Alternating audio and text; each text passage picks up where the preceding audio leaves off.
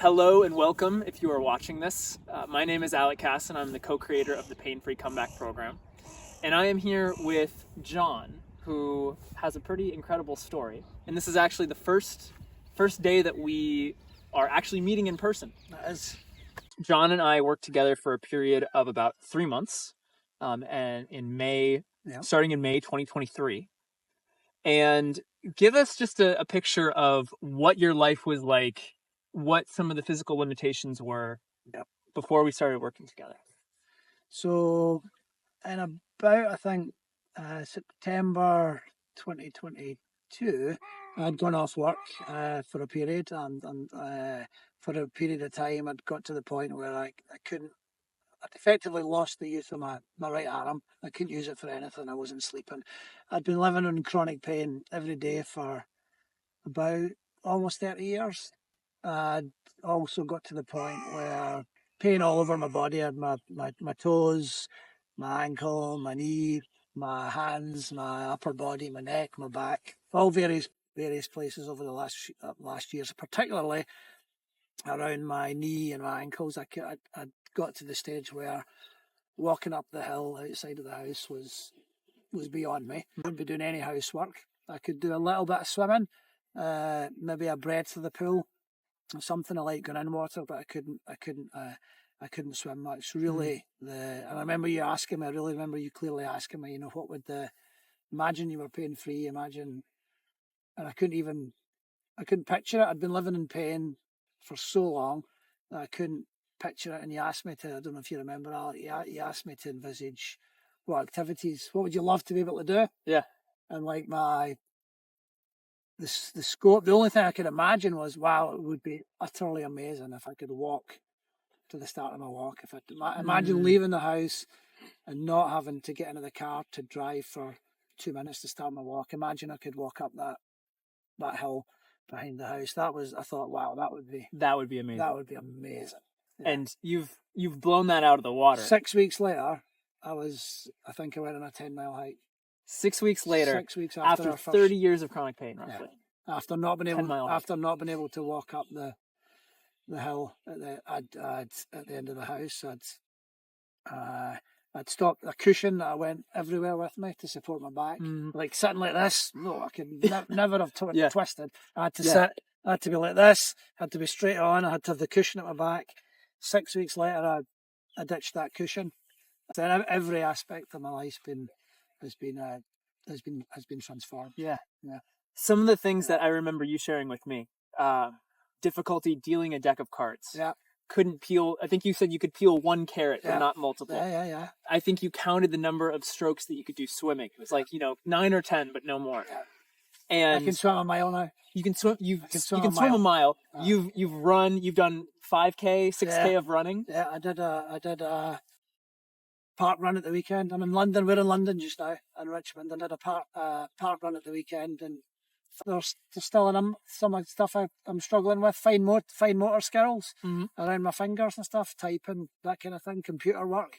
But I can be pain. I can have days, weeks now.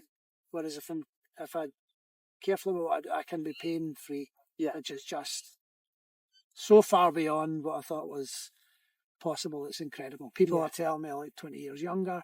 I meet people that I've not met for a year, and I won't swear because I don't know where this is going, but they're like, they just can't compute. I didn't tell you that last week I went for a run around my local park to prepare for the coming down to London to do the park run. Yeah. I got training shoes for Christmas. First running shoes or training shoes I've owned for 30 years. Wow. Never needed them.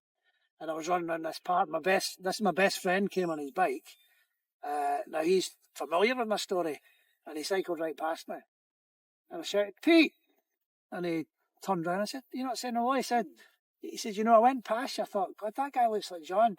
But he's jogging, so in his head he just couldn't commute the two things. Because nobody's seen you do that. Yeah. Even although he knows that I've been walking 10 miles and stuff, he just couldn't. That can't be John because he's running. Yeah. And he just carried on.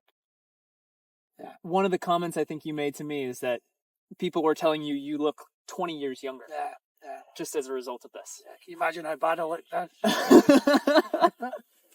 that self-deprecating humor. And the humour's back. Every humour's back, aspect yeah. of my life, you know, the humour's back, the joy's back. That's what the family I've noticed a lot. My wife in particular, that lightness, sense of humour, joy, because pain can really get you down. People see these transformations and they see it through a lens of what they believe is possible, right? This idea of, oh, you need to heal the body, you need to do it incrementally. And what this work is really about is a complete paradigm shift. And some people say, like, you know, the rapid, how can you achieve such rapid results after 30 years of chronic pain? What did you do to heal your body? And it can be so challenging for people to understand kind of the mechanism of how they go about it. I wouldn't believe it if somebody said to me. Yeah. So how did you go about this? How did you go from being unable to walk 5 minutes, you know, out of the house to doing a 10-mile hike?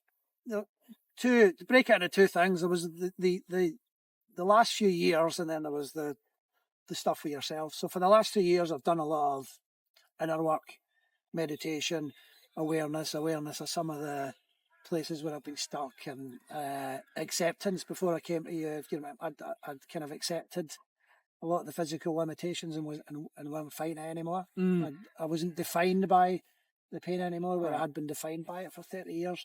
But it was really just through this inner work, I started to get really in touch with my intuition and would be led by intuition. And when I got a message from inside to do stuff, I would do it. And I had a very spiritual experience in nature with a tree, where there's no other way of receiving it. I received a message from a tree to go to a tree, to hold the tree while I gingerly looked about to make sure, at midnight on a full moon, to make sure that nobody was watching me, thinking, what's this guy up to? And I got this very clear message from clear as anything, that came up that said, your soul's healed, your body's going to be healed. When the right thing comes along, you'll know you don't need to do anything. And then the session we were under, as soon as a few months later, as soon as you started to speak, I had this message saying, that's the guy, Alex, the guy you need to speak to, and really clear again. So I reached out to you immediately. I had a lot of stuff on him. We agreed to catch up a couple of months later. And then on that first session, I asked you a bit about your story. You shared a bit about your story. And you said you got better from reading a book. And that really interested me. I was very open. I was very open to this. I'd long suspected, and my wife had said to me, that, you know, why are you always sore when you're under pressure? Why are you less sore when you go on holidays? Why can you do more when we're going on holidays? So I was joining some of these dots, but I hadn't joined them at all. The big breakthroughs came really quickly when you asked me to two things you asked me to do. You asked me to, you know, imagine what you could do, and that was as far as I could imagine. And the other thing you asked me was how would you describe your pain or your symptoms, or what is it that's wrong? I can't remember the exact word in that, but how would you describe what's wrong? And I'd always struggled with this when people asked me, what is it? Because pain was all over my body. It was in different places. It was one was from a football tackle, one was from an injury on a boat, other was from repetitive use. They were all from different things, and I found it really hard to explain to people. So I finally settled on, when I get injured, I don't heal. I don't heal from injuries. I don't heal from injuries. That was my and this is what you put very powerfully did in that first session. My homework from that first session was, you know, is that true? Go away and look at everything that's ever happened to you, and determine if that's true. And that's what I did. And I made a list of everything that had ever happened to me physically. Oh, that got better. Oh, that got better. Oh, that got better. Oh, that didn't. But they were kind of equal length. And I went, well, that's clearly not true. That's interesting, because there are things that I've physically healed from. Right. So just that seed of doubt was, well, maybe that story's not true. Then I read the book you gave me, Dr. Sarno, which fascinatingly I'd read 5 years before and had not resonated with me. You're like me. The first time I read Sarno's book, it just, no, this isn't for me. This can't be it. Yeah. But every word of it this time was like, oh my God, people pleaser. big tick. Ambitious, big tick. Is there patterns to your pain? Big tick. My knee was always sore at night and always in the morning. It could be 3 days after activity that it was sore. Tick.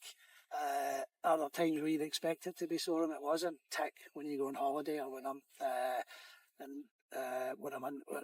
under stress. So I just started to kind of join these dots and started to, like the salad, the knowledge and the belief.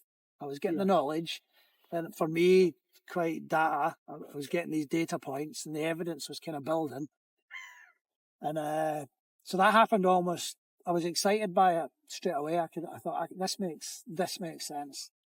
I wasn't like, this is crazy. Coupled with your own story, that made sense about the body doing that to protect you from something, and then not seeing that as a kind of, this pain could be from something else. And it doesn't necessarily mean it's from a damaged body, right? But there was still a massive part of the fear, right? Was saying, don't you push this, because my whole story up to that point was, if I push myself, I'll damage myself more, right? And it could be months of pain, never mind days or weeks. Which had been months. That'd been my experience. That'd been your experience, right? And that's, I think there's a progression that happens for people from believing that the pain is fully structural, there's something wrong with my body and I'm not able to do something, to saying, wait a minute, I'm going to start to question this. I'm going to be curious. Maybe there's a mix of the two. And then really going further to the other end of, actually, all of this has been driven by this emotional turmoil, this stress, and the beliefs, the things that I've been telling myself. And what I also find amazing is how quickly that this can happen. It's like you took this education, right? You started to apply it to yourself, and then you started to see this transformation. It's this education, application, transformation, which we talk about in the program. And little by little, you do that over and over, and things just start to unfold for you.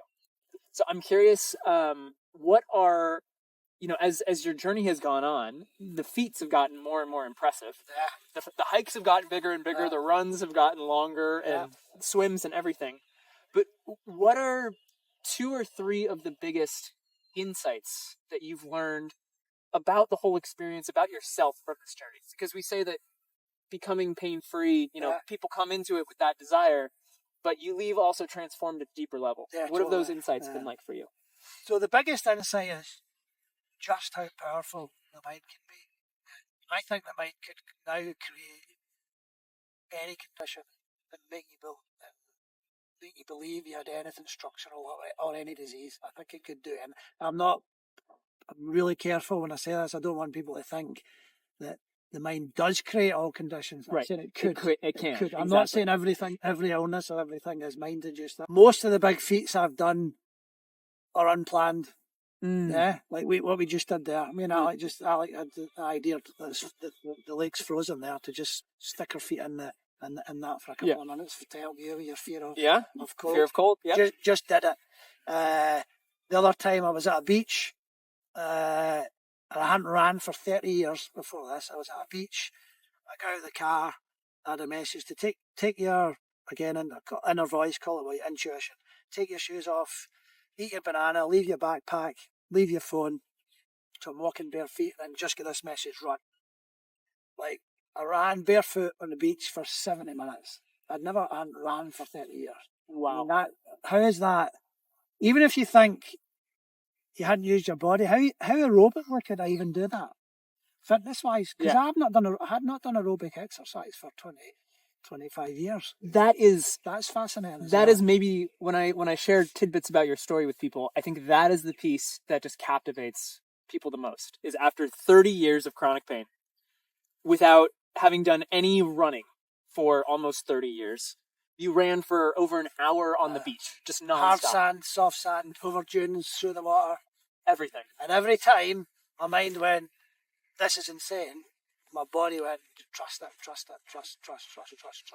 As my horizons expanded, and I thought, well, not only can I just go up this hill, I can go up mountains. I went up in Monroe. It's a mountain over 3,000 feet. It was the sun, which was a beautiful experience, because I had all this anxiety and stress and feeling of failure when I was bringing it bringing the children up, that I wasn't giving them these experiences in nature. So that was a beautiful thing. Then I thought, a winter mountain in Scotland would be the pinnacle in many ways. To touch with a friend, and I say most of the things I've done without thinking.